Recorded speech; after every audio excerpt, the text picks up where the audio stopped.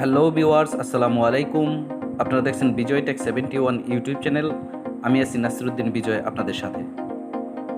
তো আজকে আমি আপনাদের সাথে একটি রিকোয়েস্টের ভিডিও শেয়ার করতে যাচ্ছি। এই ভিডিওটির ব্যাপারে আসলে আমাকে কয়েকজনে মেসেজ দিয়ে বলেছে যে বিকাশ থেকে লোন পাওয়ার পদ্ধতিটা কি। আমরা তো আমাদের বিকাশ অ্যাপসে গেলে দেখা যায় যে অনেক সময় লোন সেকশনে যখন আমরা প্রবেশ করি তখন আমাদেরকে বলে যে আপনি লোনের উপযুক্ত হননি, বা কারো কারো আসতেছে যে আপনি আপনার তথ্য হালনাগাদ করুন। পরে আমি বিষয়টি দেখলাম যে আমার অ্যাপসে ঢোকার পরেও আমাকে বলতেছে যে আপনার তথ্যটি আপনি হালনাগাদ করুন।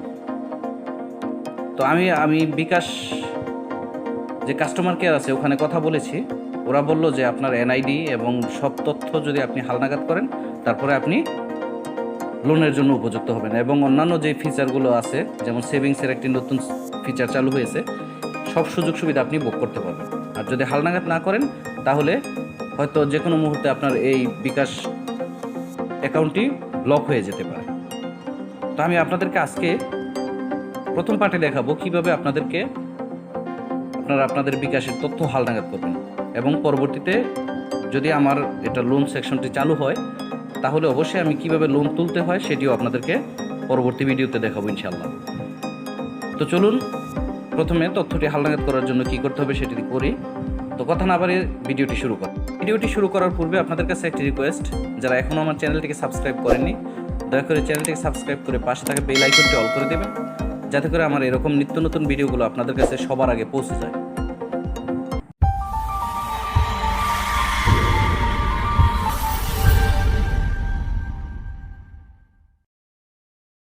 বিকাশ অ্যাপসের তথ্য হালনাগাদ করার জন্য আমাদেরকে প্রথমে আমাদের বিকাশ অ্যাপসে চলে যেতে হবে। তো আমি আমার বিকাশ অ্যাপসে চলে যাচ্ছি। বিকাশ অ্যাপসে যাওয়ার পর আমি আমার পাসওয়ার্ডটি দিয়ে আমার বিকাশ অ্যাপসে প্রবেশ করি। তো বিকাশ অ্যাপসে প্রবেশ করার পর আমাদের এমন একটি ড্যাশবোর্ড চলে আসে আমাদের এখানে। তো এখান থেকে আপনারা দেখতে পাচ্ছেন যে এখানে send money, mobile recharge, cash out, payment, add money, pay bill, savings এবং আরও। তো সেভিংসে যদি আমি ক্লিক করি তাহলেও অনুগ্রহ করে তথ্য হালনাগাদ করুন আসে। এবং আমি যদি তার পাশে যে দেখতে পাচ্ছেন আরও অপশনটি আছে, এখানেও যদি ক্লিক করি তারপরেও কিন্তু আমার এখানে অনেকগুলো অপশন আসবে। তার মধ্যে দেখতে পাচ্ছেন লোন সেকশন নামে একটি অপশন আছে, যেখানে দেখতে পাচ্ছেন লোন। এই লোনের উপরেও যদি আমি ক্লিক করি তাতেও কিন্তু অনুগ্রহ করে তথ্য হালনাগাদ করুন। তো তথ্যটি কীভাবে হালনাগাদ করবেন সেই প্রসেসটি আমি দেখাবো এই ভিডিওতে। তো তথ্য হালনাগাদ করার জন্য আমাদেরকে একদম সবার নিচে তথ্য হালনাগাদ করুন লেখা আছে, তার পাশে একটি অ্যারো চিহ্ন দেওয়া আছে। আমি অ্যারোর উপরে ক্লিক করব।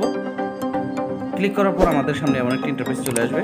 এখানে 3টি সহজ ধাপে আপনার তথ্য সাবমিট করুন লেখা আছে।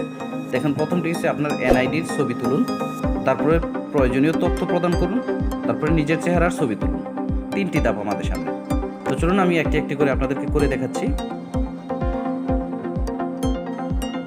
প্রথমে আমরা শুরু করুন যে নিচে লেখা আছে তার উপরে ক্লিক করব।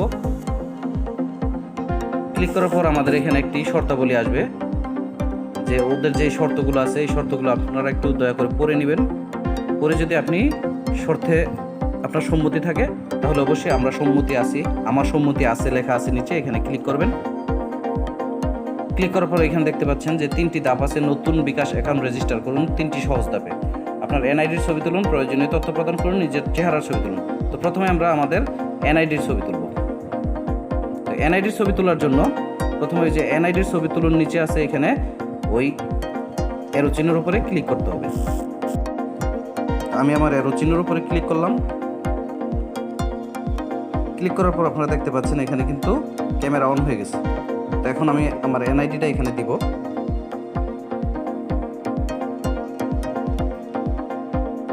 দিয়ে আমরা এখান থেকে একটি ছবি তুলে নেব। তারপরে ছবি উঠে গেছে, এখন আমি সাবমিট করে দেব।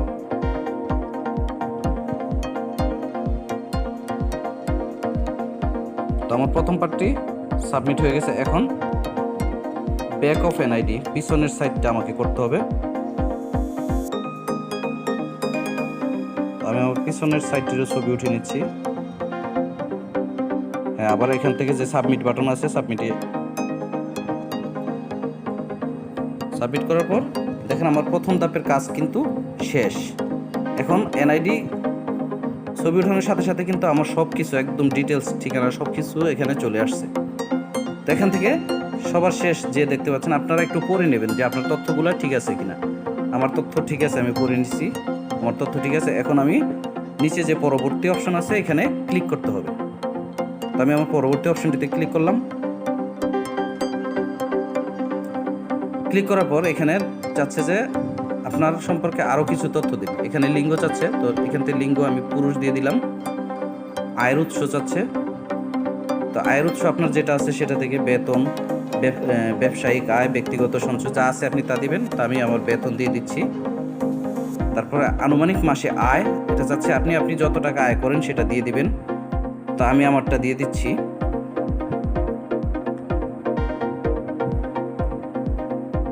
তারপরে এখানে পেশা আপনি যে চাকরি করেন, ব্যবসা করেন, সব এখান থেকে সিলেক্ট করে দিয়ে দেবেন। এখানে সরকারি চাকরি, বেসরকারি চাকরি সব কিছু আছে, তো আমি আমারটা দিয়ে দিচ্ছি।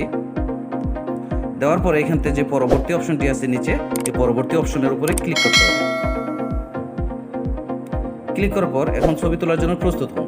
এখন আপনি আপনার চেহারার ছবি তুলবেন। তো ছবি তোলার সময় চারপাশে পর্যাপ্ত আলো থাকতে হবে, ফ্রেমের ভিতর আপনার চেহারা থাকতে হবে এবং সক্রিয়ভাবে স্ক্যানিংয়ের জন্য কিছুক্ষণ অপেক্ষা করতে হবে। তো চলুন আমরা ছবিটি উঠিয়ে নিচ্ছি।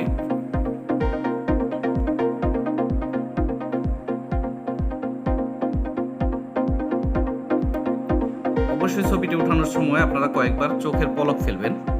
তারপরে এখান থেকে সর্বশেষ দেখতে পাচ্ছেন নিশ্চিত করুন। তো অবশ্যই এখান থেকে নিশ্চিত করুনের উপরে ক্লিক করবেন। শেষ, আমার কিন্তু তথ্য হালনাগাদ হয়ে গেছে। তারপর একটি মেসেজ চলে আসছে বিকাশ থেকে, দেখি মেসেজটি কি চলে আসলো আমার এখানে। একটু মেসেজটা পড়ে দেখি।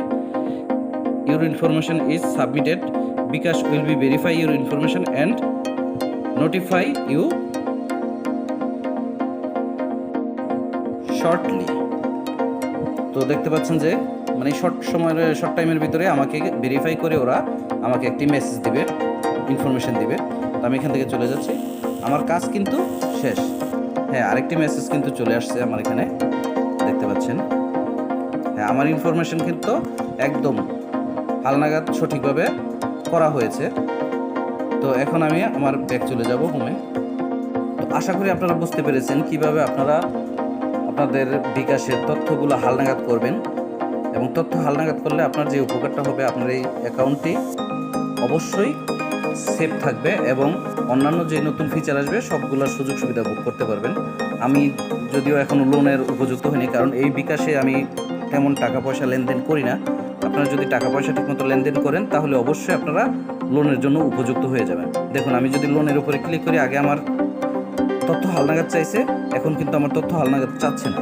আমি আর্থিক প্রতিষ্ঠানের নীতিমালা অনুযায়ী আপনার বিকাশ অ্যাকাউন্ট এখনও লোন সার্ভিসের জন্য উপযুক্ত হয়নি। তার মানে আপনি যদি ঠিকমতো লেনদেন করেন তাহলে অবশ্যই লোনের জন্য উপযুক্ত হন। এবং দেখেন, এর আগে কিন্তু আমি সেভিংসের উপরে ক্লিক করছিলাম, হালনাগাদ চাইছে, এখন কিন্তু আমার সেই হালনাগাদ চাচ্ছে না।